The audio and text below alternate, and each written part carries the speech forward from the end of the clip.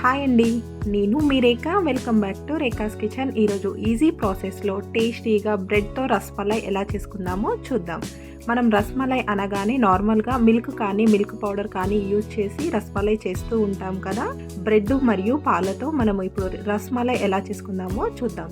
Simple ప్రాసెస్లో మనము 5 మినిట్స్లో స్వీట్ని రెడీ చేసేసుకోవచ్చండి. ఎలా రెడీ చేసుకుందామో చూద్దాం.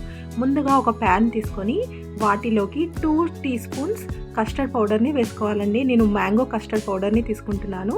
మీరు ఈ ప్లేస్లో ఎలాంటి కస్టర్డ్ పౌడర్నైనా వాడచ్చు. అలాగే 2 కప్పుల పాలని కూడా వేసుకొని ఒకసారి బాగా కలిసేలాగా కలుపుకోవాలి. మనకు కస్టర్డ్ పౌడర్ వేయగానే కరగదండి. మనము పాలు వేసేసుకొని కస్టర్డ్ పౌడర్ మొత్తం పాలల్లో కలిసేలాగా బాగా కలిపేసుకొని ఆ తర్వాత స్టవ్ని ఆన్ చేసుకొని స్టవ్ పైన పెట్టుకోవాలి. చూసారు కదా, ఇలా బాగా కలిపేసుకొని స్టవ్ పైన పెట్టేసుకొని వీటిలోకి మనం 2 కప్స్ పాలు మాత్రమే తీసుకున్నాం కదండి. అందుకే 2 టీ స్పూన్స్ షుగర్ని కూడా వేసేసుకొని ఒకసారి బాగా కలిపేసుకొని మనం ఈ పాలని మరిగించుకోవాలి. మనకు పాలు మరుగుతున్న కొద్దీ కొంచెం తిక్కుగా అవుతుందండి.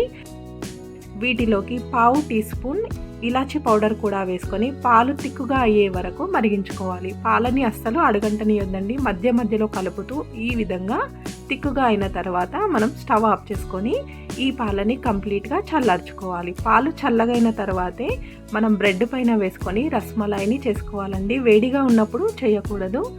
ఈ విధంగా మరిగిన తర్వాత స్టవ్ ఆఫ్ చేసుకొని ఇప్పుడు ఒక మిక్సీ జార్ తీసుకొని ఒక పెద్ద సైజు మ్యాంగోని తీసుకొని ఈ విధంగా చిన్న చిన్న ముక్కలుగా కట్ చేసుకొని మెత్తగా మిక్సీ చేసుకున్న మ్యాంగోని 2 బౌల్స్లో సపరేట్ చేసి పెట్టుకోవాలి.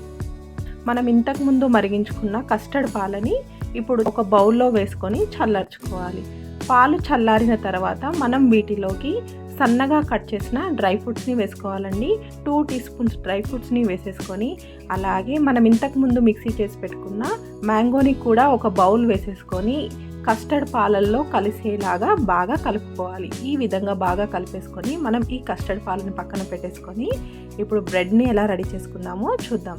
మనము మ్యాంగో మొత్తం కలిసేలాగా బాగా కలుపుకోవాలండి. ఇలా కలుపుకోవడం వలన మనకు కస్టర్డ్ పాలని తీసుకున్నాం కదా, కస్టర్డ్ పాలు మ్యాంగోని కలిపినందుకు మనకు తిక్కుగా అవుతుంది. ఇలా కలిపేసుకొని పక్కన పెట్టేసుకొని ఇప్పుడు మనం బ్రెడ్ని కట్ చేసుకుందాం.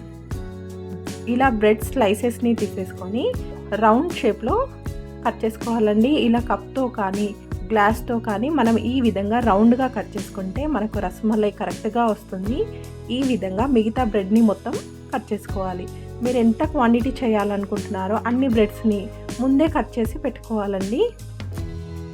ఆ తర్వాత మరొక బౌల్లోకి మనం మిక్సీ చేసి పెట్టుకున్న మ్యాంగోని తీసుకొని వీటిలోకి 2 టేబుల్ స్పూన్స్ డ్రై ఫ్రూట్స్ని అలాగే 2 టేబుల్ స్పూన్స్ షుగర్ పౌడర్ని కూడా వేసేసుకొని ఒకసారి బాగా కలిసేలాగా కలిపేసుకొని మనం ఇప్పుడు వీటిని బ్రెడ్ మధ్యలో స్టఫ్ లాగా ఫిల్ చేసుకోవాలండి. అలా చేయడం వలన మనకు బ్రెడ్ తినేటప్పుడు మ్యాంగో డ్రై ఫ్రూట్స్ ఫ్లేవర్తో చాలా బాగుంటుంది.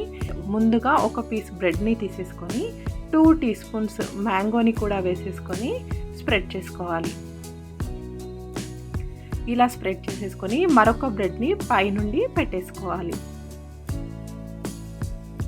చూసారు కదా, ఈ విధంగా రెడీ చేసేసుకొని వీటిని ఒక ప్లేట్లోకి రెడీగా పెట్టుకోవాలండి.